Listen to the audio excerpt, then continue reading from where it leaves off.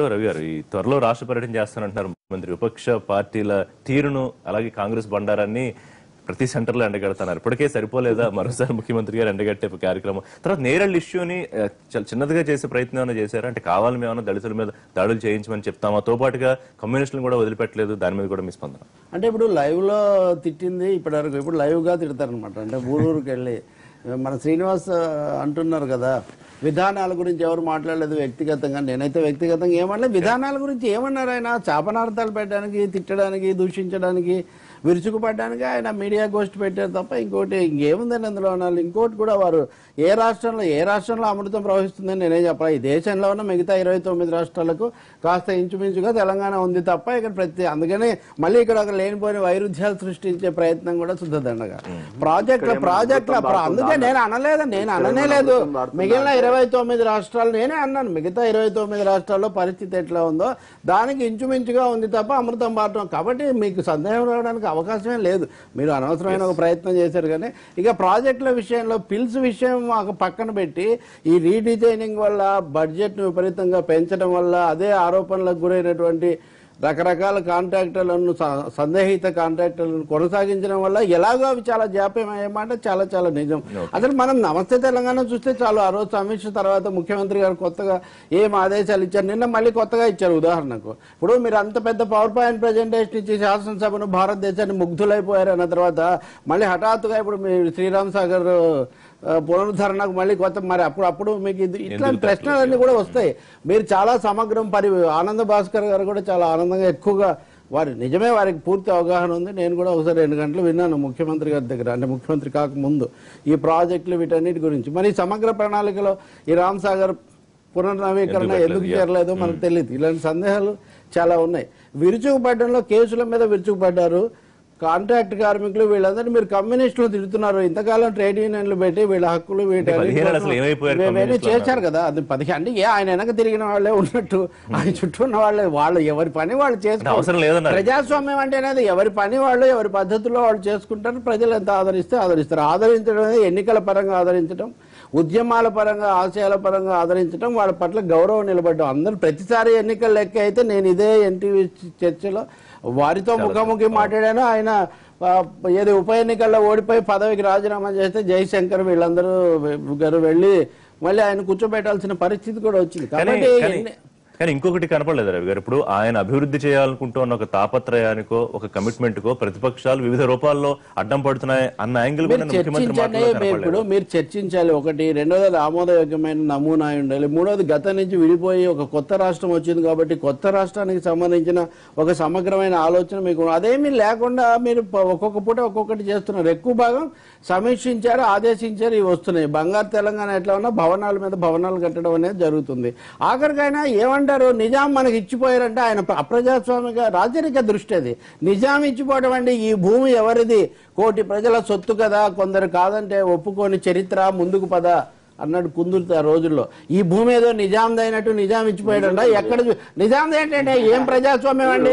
మీరు ప్రజాస్వామ్యం అంటే అది కాదండి, కృష్ణదేవరాయలు ఇచ్చిపోయాడు, మీరు కృష్ణదేవరాయలు ఇచ్చిపోయారు అంటున్నారు. మీరు కృష్ణదేవరాయలు ఇచ్చిపోయారు అంటున్నాం. మన అనంతపురంలో భూమి ఉంటే, లేకపోతే ఢిల్లీలో ఉంటే ఆ సుల్తాన్ గారు ఇచ్చిపోయారు అంటున్నాం. అంటే మీరు ఎంతసేపు అని కూడా మీరు నిజాం లాగా ఈ రాజ్యానికి ఆలోచన ధోరణి వల్లే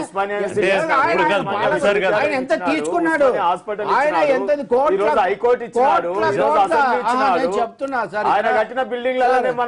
నిజాం గురించి కాదు, ఆయన కట్టుకున్నాడు సార్. చంద్రబాబు నాయుడు పదే నేను హైటెక్ సిటీ బిల్డింగ్ కట్టినా, హైదరాబాద్ డెవలప్ చేసినా అంటే నిజాం నవాబు గారు మరి ఎన్ని ఇచ్చినారు? మేము ఎన్నిసార్లు చెప్పాలి? నాకు నవ్వొస్తుంది. నిజాం నవాబు నివసించడానికి తన దర్జా కట్టుకున్నాడు. మనం ప్రజాస్వామ్యంలో ఆయన ఓడించిన తర్వాత దేశం అంతా కూడా ఇక్కడ నిజాం నవాబు కావచ్చు, ఇంకో చోట ఇంకొక రాజు కావచ్చు, ఇంకో చోట ఇంకో సింగ్ కావచ్చు. కాబట్టి మీరు అది వదిలేసేది ప్రజల. అప్పుడు ఇప్పుడు కూడా ప్రభుత్వాలు ప్రజలవి. ఆ ప్రజాస్వామిక స్ఫూర్తి ఉంటే కనుక ప్రతిపక్షాల మీద కానీ ప్రజల మీద కానీ విరుచుకుపడే ఇంకొకటి సరే కాంగ్రెస్ పార్టీతో పాటు కమ్యూనిస్ట్ పార్టీ కాంగ్రెస్ వారు వైరభక్తి అన్నారు కదా, నిజంగా ఇందులో వైరభక్తి కూడా ఏమైనా ఉందో అనేది కూడా ఒక సందేహం కూడా కలుగుతుంది. కాంగ్రెస్ ను విమర్శించడానికి చాలా అంశాలు ఉంటాయి. కాంగ్రెస్ కు సుదీర్ఘమైన చరిత్ర ఉంది. కేవలం కాంగ్రెస్ మీదనే కేంద్రీకరించడం ద్వారా కాంగ్రెస్ వర్సెస్ టిఆర్ఎస్ అనేటటువంటి ఒక వాతావరణం ఈ రాష్ట్రంలో రావడం ద్వారా మిగిలిన శక్తులు లేకపోతే ప్రజా ఉద్యమాలు జేఏసీలు రకరకాల వాటన్నిటి జేఏసీలు పెట్టినప్పుడు కూడా అంతే కదా. మీరు జేఏసీ పెట్టినప్పుడు మీరు 300 సంఘాలతో పెట్టలేదు. అప్పుడు కూడా ధర్నా చేసింది తాడూరు శ్రీనివాసే కదా.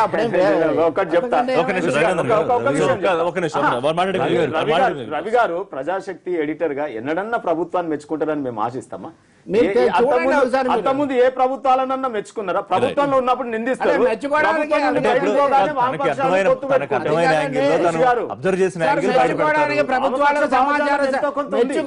సమాచార శాఖ మెచ్చుకోవడానికి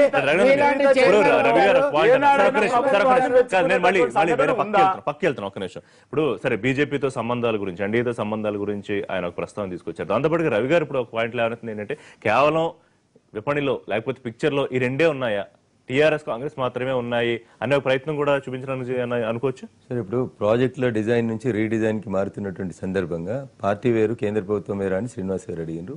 పార్టీ వేరు కేంద్ర ప్రభుత్వం వేరు. రాష్ట్ర ప్రభుత్వాలు కేంద్ర ప్రభుత్వాలు పాలనాపరంగా అవసరం ఉన్నటువంటి విషయాల్లో చర్చించుకుంటాయి. పార్టీగా భారతీయ జనతా పార్టీ మీరు చేస్తున్నటువంటి ప్రతి తప్పును ఎండగడుతుంది. భారతీయ జనతా పార్టీ అధికార ప్రతినిధిగా అది మా బాధ్యత. రఘునందన్ రావు ఎందుకు చేస్తాడు అని అంటే రఘునందన్ రావు పార్టీ పరంగానే మాట్లాడుతున్నాడు తప్పితే వ్యక్తిగతంగా మాట్లాడాల్సిన అవసరం లేదు. మీ నాయకులాగా నేను బూతులు మాట్లాడడానికి అయితే ఈ రోజు మెంటల్ గా ప్రిపేర్ గా లేను నేను. ఓకేనా? ఆ పాత్ర మీరు పోషిస్తా ఉన్నారు, మిమ్మల్ని మీరు దిగజార్చుకుంటున్నారు. సంతోషం అది, దానికే వదిలేస్తాం మేము కూడా భాష వాడితే ఏమైతే అంటే ఒకేళ్ళు మీరు చూపిస్తే నలుగురు మాట్లాడాలి, మంచిది కాదని మేము అంటా ఉన్నాం. వచ్చిన తెలంగాణలో మీరు చెప్పిన బంగారు తెలంగాణ కొత్త రకమైనటువంటి పాలన ఇస్తా అన్న మీరు ఇట్లా బూతులు మాట్లాడటమే కొత్త రకమైనటువంటి పాలన అని నెక్స్ట్ జనరేషన్ చెప్పాలనుకుంటే రేపు తాడూరు శ్రీనివాస రఘునందన్ శాసనసభలకు వస్తే ఇదే కరెక్ట్ ఏమో. ఎందుకంటే మాకు తెలంగాణ ఉద్యమంలో నేర్పించిన నాయకుడు ఇదే బూతులు మాట్లాడండి కాబట్టి ఇదే కరెక్ట్ అనుకుంటే ఎట్లా బౌన్స్ బ్యాక్ అవుతుంది ఒకటి ఆలోచించుకోరు. డిజైన్ చేసేందుకు 35,000 కోట్లు అవుతాయి, రీడిజైన్ చేస్తే 85,000 కోట్లు అవుతాయా? ఇల్లు కట్టేందుకు 5 కోట్లు అయితే రిపేర్ కు 10 కోట్లు అవుతాయా? రిషి గారు ఏం చెప్తారు మీరు? డిజైన్ రీడిజైన్ అని జనాల్ని ఆగం చేసేటువంటి ప్రక్రియ తప్పితే వీళ్ళు గొప్పలు చెప్తుంది ఏంది? మేము ఇప్పటికే కట్టేస్తా ఉంటే ప్రాజెక్టులు ఏ స్టే తోటి ఎన్ని రోజులు ఆగింది ఇప్పటికీ? మీరే చెప్పారు కదా, మీరు ఒక్క ఊరిని అడ్డం పెడితే మేము 4,000 ఊర్లను జమ చేస్తామని ధర్నాలు చేసిర్రు. ఏం దాకా వచ్చింది మల్లన్న సాగర్?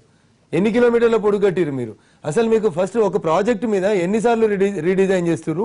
మీరు నమ్ముకున్నటువంటి వాపుకోసమైనటువంటి సంస్థకు ఉన్నటువంటి క్రెడిబిలిటీ ఏంది? ముందు అది ప్రజలకు చెప్పుని. అసలు బేసికల్ గా జరుగుతుంది ఏంటంటే రిషి గారు, ఒక సంఘటన జరుగుతుంది, ఆ సంఘటన మీద ప్రజలలో ఒక ప్రభుత్వం మీద ఒక అభిప్రాయం వస్తుంది, దాన్ని దారి మళ్ళించేందుకు ఇంకో గీత గీస్తారు. చిన్నప్పుడు మా సార్ చెప్పినట్టు ఒక గీత పక్కన దాని కింద మీద దుడకుండా గీతను చిన్నగా ఎట్లా ఎత్తారో వారంటే అప్పుడు అర్థం కాదు. నేరేళ్ల విషయానికి వచ్చినప్పుడు నేరేళ్ల ఇష్యూ ఎటో పోతా ఉంది, సబ్జెక్ట్ డైవర్ట్ అవుతుంది, జనం దృష్టిని ఆకర్షిస్తా ఉంది. ఎట్లా ఇంటెన్సిఫై అయినటువంటి ఇష్యూని పక్కకు జరపాలి. సో కేసీఆర్ గారు స్వయంగా వచ్చి 2 గంటలు తిడితే ఒక సమస్య పక్కదారికి వెళ్ళిపోతుంది. ఇదంతా చర్చ ఎడిపోతా ఉంది, ప్రజా సమస్యల మీద చర్చ జరుగుతలేదు. ఎప్పుడు కానీ చూడు ఈ రాష్ట్రం. 2 అంశాలు. రిజర్వేషన్ల విషయంలో ప్రధానమంత్రి ఇప్పటికే సానుకూలంగా స్పందించారా? మీకు అన్న ఆ సమాచారం ఉందని నిన్న ముఖ్యమంత్రి చెప్పినట్టు 2 అసెంబ్లీ సీట్ల పెంపు ఇవ్వద్దు అని చెప్పి మీరు ఇచ్చిన రిపోర్ట్ కి అనుకూలంగా ఇప్పుడు ఆయన స్ట్రాటజీ మార్చారా ముఖ్యమంత్రి? మాకేం పెద్ద ఇంపార్టెంట్ కాదు, అది పెద్ద ఏం ఫరక్ పడదని. ఈ 2 గురించి చెప్పండి. సరే, ఇప్పుడు నేను మొదటి నుంచి కూడా చెప్పుకుంటూ వస్తున్నా, ఏ సంఘటన జరిగినా కానీ ఇంత ఫోర్కాస్ట్ చేసి 10 రోజుల ముందు మేము చెప్తే 10 రోజుల తర్వాత ముఖ్యమంత్రి గారు చెప్తారు. నిన్నటిదాకా నడిచిన డ్రగ్స్ పంచాయతీ తీసుకుందాం. ఫస్ట్ డేనే నేను చెప్పిన ఏమని, ఒకవేళ ఎవరైనా డ్రగ్స్ కి బానిస అయితే వాళ్ళు బాధితులు అవుతారు అని రీ అడిక్షన్ సెంటర్ లో రీహాబిలిటేషన్ సెంటర్ లో పెట్టి వాళ్ళని చేరి వాళ్ళు ముద్దాయిలు గారు సార్ ఇన్వెస్టిగేషన్ చేస్తున్న ఆఫీసర్లు మీరు తప్పుదోపోతున్నారు అని చెప్పిన. నేను చెప్పిన తర్వాత ఇట్లా కాదు అట్లా కాదు డిఫర్మేషన్ లేస్తామని హోంమంత్రులు వీళ్ళు వాళ్ళు అందరూ ఎగిరిండ్రు. ఆఖరికి 4 రోజుల క్రితం ముఖ్యమంత్రి గారు సమీక్షించారు. ఏం చెప్పారు? వాళ్ళు ఓన్లీ బాధితులు అవుతారు, అయితే గీతే సాక్షులు అవుతారు తప్పితే ఇంకోటి కాదు అన్నారు. డిజైన్లు రీడిజైన్ల మీద కూడా ప్రతిపక్షాలు రిజర్వేషన్స్ బీజేపీ కూడా సమస్య ఏం లేదు సార్. మతపరమైనటువంటి రిజర్వేషన్లకి భారత రాజ్యాంగం వ్యతిరేకం సార్. ఇప్పుడు అవన్నీ ఉత్తుత్తి మాటలు సార్. అవన్నీ కాని మాటల్ని తీసుకొని వచ్చి వారి నోట్లో పెట్టేసుకొని వారు చెప్పేసుకొని నేను చెప్తేనే దళితుడు రాష్ట్రపతి అయ్యిండు, నేను చెప్తేనే నరేంద్ర మోడీ గారు ప్రధానమంత్రి ఇట్లా చెప్తే సార్ అందరు ముఖ్యమంత్రులకు చెప్పినారు. చంద్రబాబు నాయుడు గారు మద్దతు అడిగారు, తమిళనాడు ముఖ్యమంత్రి గారికి ఫోన్ చేశారు, కేరళ ముఖ్యమంత్రికి ఫోన్ చేశారు, అందరినీ వీలుంటే యునానిమస్ గా మాకు అవకాశం ఇవ్వండి అని రిక్వెస్ట్ చేశారు. అందరితో మాట్లాడినట్టు భాగంగానే వీరితో మాట్లాడారు తప్పితే దళితుని ముఖ్యమంత్రి చేస్తాను చేయలేని ముఖ్యమంత్రి దేశానికి రాష్ట్రపతిని నేను దళితుని చేసిన నేను చెప్తేనే నరేంద్ర మోడీ గారు విన్నర్ అంటే ఎట్లుంటది రిషి గారు చెప్పుకోవడానికి కూడా ఉండాలి కదా. శ్రీనివాస్ గారు ఏం చెప్తారు ఫైనల్ గా? ఒకటి రుచి గారు వారు అన్నట్టు ఇష్యూని చాలా ఇంటెన్సిఫైడ్ గా ఉన్న ఇష్యూని డైవర్ట్ చేయగలిగారు ముఖ్యమంత్రి. ఒకటి నిన్న చాలా విచారం వెలిపిస్తున్నాయి. ఎందుకంటే రాజ్యసభలో బీసీ కమిషన్ బిల్ ఏదైతే నిన్న వీగిపోయిందో కేవలం దానికి బాధ్యత మూల్యం బీజేపీ పార్టీ వహించాలి. ఎందుకంటే విప్ జారీ చేసిన టిఆర్ఎస్ నాయకులు అడిగితే బీసీ కమిషన్ రాజ్యాంగ హోదా కల్పించాలనేది టిఆర్ఎస్ అడిగిందా? రిషి గారు టిఆర్ఎస్ పార్టీ అడిగితేనా? టిఆర్ఎస్ పార్టీ అడిగితే బీసీ కమిషన్ కు రాజ్యాంగ హోదా తేవాలని భారతీయ జనతా పార్టీ ఆలోచించిందా? మేమే మేము దాన్ని పాస్ చేసుకొస్తాము. దాన్ని తీసుకొచ్చే బాధ్యత మాది, మేమే తీసుకొస్తాము. ఎంపీలు 22 మంది రాలేదు. మీ ప్రధానమంత్రి గారు నేరేళ్ల ఘటనలో ఇప్పుడు మా పార్టీ అంతర్గతంగా జరుగుతున్నటువంటి ఇష్యూలో మమ్మల్ని మేము సరిదిద్దుకుంటాం ప్రతిరోజు. దేశం అన్నాక రాష్ట్రం అన్నాక ఏదో ఒక మూలన ఒక సంఘటన జరుగుతుంది. దాంట్లో కులానికి తీసి అంటే ఈ రోజు వేరే వర్గం వాడు చనిపోయి ఉంటే ఇంత గడబడు చేసే వాళ్ళు కాదా? చనిపోయింది దళితుడు కాదు, చనిపోయింది దళితుడు కాదు. వేరే వర్గం వాళ్ళకి దెబ్బలు తాకితే వేరే వాళ్ళ వర్గం వాళ్ళని పోలీసులు కొట్టుంటే ఇలా మీరు కొట్లాడే వాళ్ళు కాదు. అంటే పోలీస్ అయ్యండెస్ ఓన్లీ దళితుల మీద ఉన్నప్పుడు మాత్రమే మీరు ఎక్కడైనా కొట్లాడతారు, కొట్లాడతారు. మనిషి అనేటువంటి తప్పుగా ప్రవర్తించినా కొట్లాడతారు. ఒకటి నేరేళ్లలో వీరు 33 వంకలతోని 30 ఏళ్ల నుంచి కాంగ్రెస్ పరిపాలనలో ఆ రోడ్డు చేయకపోవడం మూలాన వారు 70 నుంచి 100 సంఘటనలు కాంగ్రెస్ పరిపాలనలో జరిగినాయి. 3 సార్లు ఎమ్మెల్యే అయిన కేటీఆర్, 3 సార్లు ఎమ్మెల్యే అయిన కేటీఆర్ ఆ రోడ్డు చక్కగా చేయడం ఎందుకు బాధ్యత తీసుకోలే? కాంగ్రెస్ పార్టీ తప్పు చేసింది అనుకోండి, 3 సార్లు ఎమ్మెల్యే 3 సార్లు నువ్వు ఎమ్మెల్యే రాబోయే కాలంలో జరగవు. భాస్కర్ గారు ఇవాళ నాకు తెలిసి మొదటి రియాక్షన్ మీదే అనుకుంటా, కానీ మీరు కొంత సౌమ్యంగా కొంత సరే మీ ధోరణిలో మీరు కేసీఆర్ గారి గురించి మాట్లాడారు, కానీ వాళ్ళ రియాక్షన్ ప్రెస్ మీట్ ఉండే అవకాశం ఉందా రాష్ట్ర పార్టీ నుంచి? మిత్రమా, రాష్ట్ర పార్టీ ఏం ఆలోచన చేస్తుందనేది నాకు ఇప్పటికిప్పుడు సమాచారం అందలేదు. ఎక్కడికక్కడ మా వాళ్ళు అప్రమత్తంగానే ఉన్నారు. అసలు మేము చాలా కొంచెం చేస్తేనే ఆయన ఎంతో బెంబేలు ఎత్తిపోతా ఉన్నాడు. అసలు కాంగ్రెస్ పార్టీ ఇదివరకటి విజయం నిజమైనటువంటి విశ్వస్వరూపానికి వచ్చిన తర్వాత ఆయన ఎక్కడ నిలవడం అనేటువంటిది తానే రుజువు చేసుకుంటా ఉన్నాడు. అంతేకాకుండా ప్రజల్లో తనకున్నటువంటి చౌకబారతనాన్ని మాత్రమే కాదు, తాను ఎంత దిగజారిపోయాడు, ఎంత పతనమైంది, ఎటువంటి అసలు నిలదొక్కోవడానికి కూడా వీల్లేని పరిస్థితి ఏర్పడుతుంది తనకు అని రుజువు చేసుకోవడం మాటి మాటికి సరి అయింది కాదు. ముఖ్యమంత్రిని ముఖ్యమంత్రిగా, ఒక పార్టీ అధినేతగా కొన్ని విలువలను కాపాడుతూ నైతిక స్థాయిని పెంచుకుంటూ అడుగులు వేస్తూ ప్రజల ఆశీర్వాదం పొందితే మంచిది. ముఖ్యమంత్రి మేమేమి సలహా ఇవ్వడం కాదు మిత్రమా ఋషి, ఇక్కడ ఇంత పతనావస్థకు ఈ చర్చలు తీసుకురావడం అనేది ఆయనకు న్యాయం కాదు. ఇది నేను చెప్పదలుచుకున్నది. ఏది ఏమైనా ప్రజలు చివరి నిర్ణేతలు వారు చూస్తారు. కాంగ్రెస్ విషయంలో ఆయన వ్యూహం అట్లాంటి ఒక సందేహం కలుగుతుంది.